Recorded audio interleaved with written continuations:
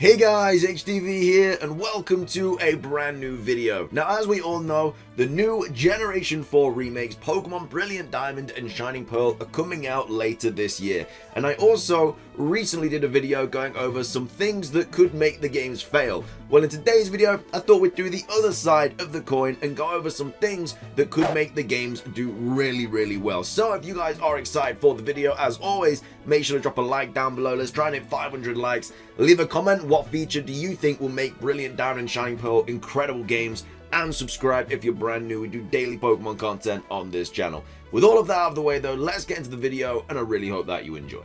So, starting things off, we're going to be talking about the new developers of Pokemon Brilliant Diamond and Shining Pearl. Now, of course, I actually went over this as a negative in the last video, but at the same time, it could also be a positive. I recently did a video going over what Ilka have basically worked on in the past, and they've actually got a pretty good track record. So these games could actually be a lot better than we thought just because they're being made by this company.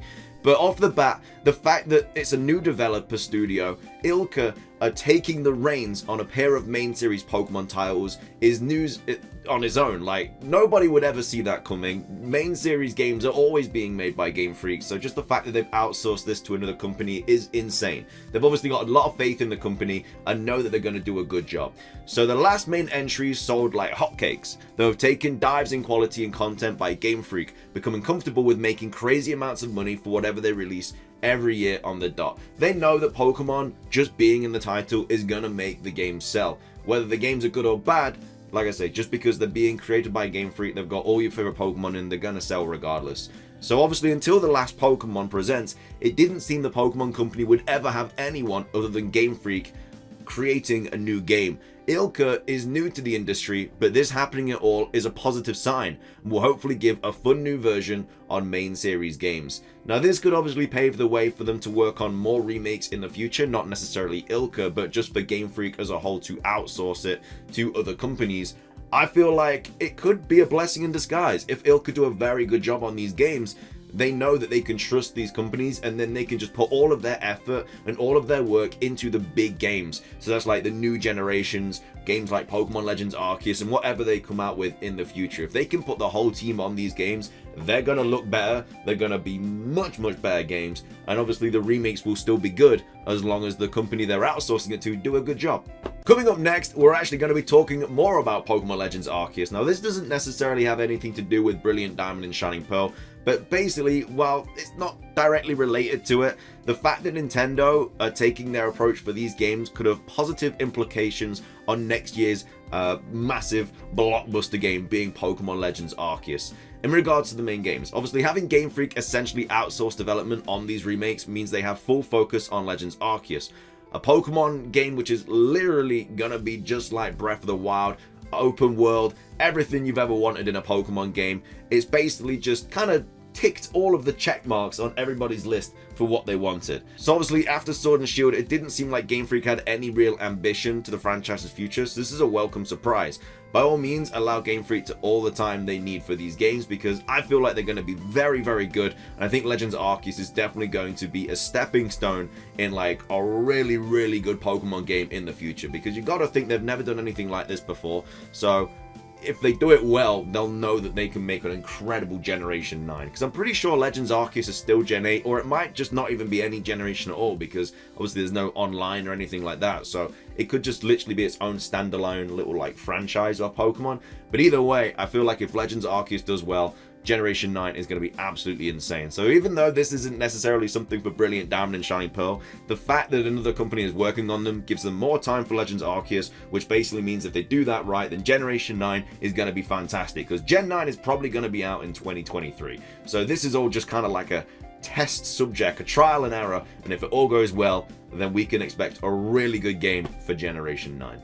Coming up next as another thing that could make Brilliant Diamond and Shining Pearl incredible games a new shiny hunting methods. Now obviously if you are a shiny hunter and you've been doing it for a long time, you know that in Generation 4 we had the radar chaining method, which was very difficult. It was very easy to mess up and it took a lot of time. We weren't really used to shiny hunting methods back then. It was very much just run in the grass, random encounter. If you get lucky, you get lucky. There wasn't really anything you could do to make your odds finding a shiny Pokemon any better until radar chaining came along. Now of course with every new Pokemon game we get new methods. We obviously had the Masuda method, then we had Dex Naving, we had chain fishing, we had horde hunting, we had obviously in Sword and Shield we had the encounter method there, and Let's Go Pikachu and Eevee we had another encounter method, the combo method. We had so many different shiny hunting methods, Ultra Wormholes and Ultra Sun Ultra Moon, SOS method, so many. Every new game seems to produce a new shiny hunting method.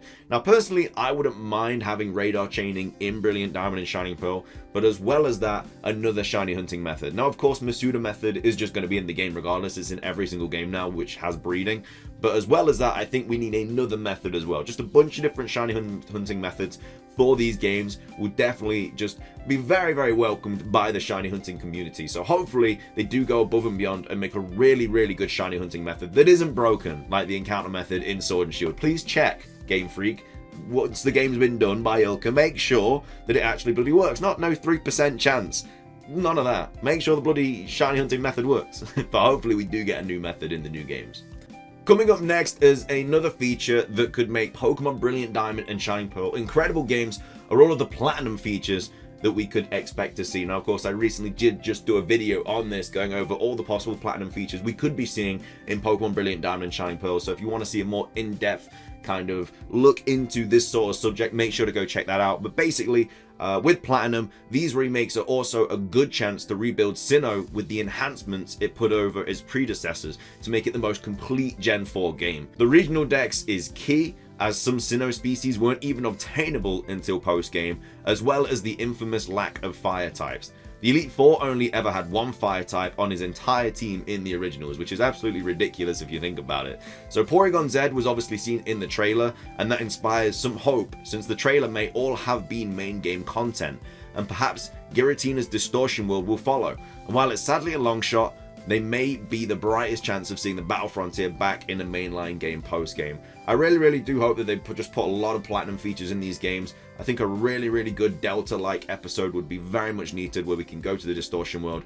Mythical Pokemon events would be really good to see, and obviously the National Dex, well not necessarily the National Dex, but the actual regional Dex needs to be from Platinum. Diamond and Pearl was so broken with the Dex. 2 fire types in a game. I don't even understand how that literally went past everybody. When they checked the Pokedex and went, yeah, 2 fire types, one of them being the star. If you don't choose Chimchar, you're stuck with a Ponyta, which is just ridiculous. It's actually, I cannot believe it got past it. But yeah, hopefully they just implement all of these really cool Platinum features into Brilliant Diamond and Shining Pearl. It will definitely make the games so much better. Finishing things off though, as another feature that will make Brilliant Diamond and Shining Pearl even better are the quality of life improvements. Through the years, Pokemon have done a bunch of quality life improvements, and I think Brilliant Diamond and Shining Pearl definitely need to have some of these implemented in them to make them even better games. So obviously, touching on this subject, Pokemon eventually came around to applying simple yet critical improvements of the nature. For these remakes, some of these need to be in there, namely unlimited TMs and no HMs. HMs were really annoying in my opinion, because you just couldn't get rid of them at all unless you went to a bloody move relearner. It was just so annoying. It was out of the way. It was very much a tedious task. And then with TMs, obviously, you had to pick and choose which Pokemon could learn that move, because they weren't unlimited back in the day. If you got like the TM for Bubble Beam or something, you couldn't teach it to 3 different Pokemon. As soon as you taught the Pokemon that move, the TM would break and it would be gone forever. So the fact that this quality of life made you just constantly be able to use the same TMs was so good. And obviously, building ideal movesets is much easier now with the whole cutting HMs and obviously being able to use all the different TMs and stuff. So it really does help the competitive scene. Again, I still think that Sword and Shield is going to be the main competitive hub, but just the fact that we can do little things like that now in Brilliant Diamond and Shining Pearl would be very much needed. There's obviously a bunch of other quality of life improvements as well, which just make the game easier in the long run, not necessarily difficulty wise, unless you're talking about the experience share, but obviously you can turn that off and on.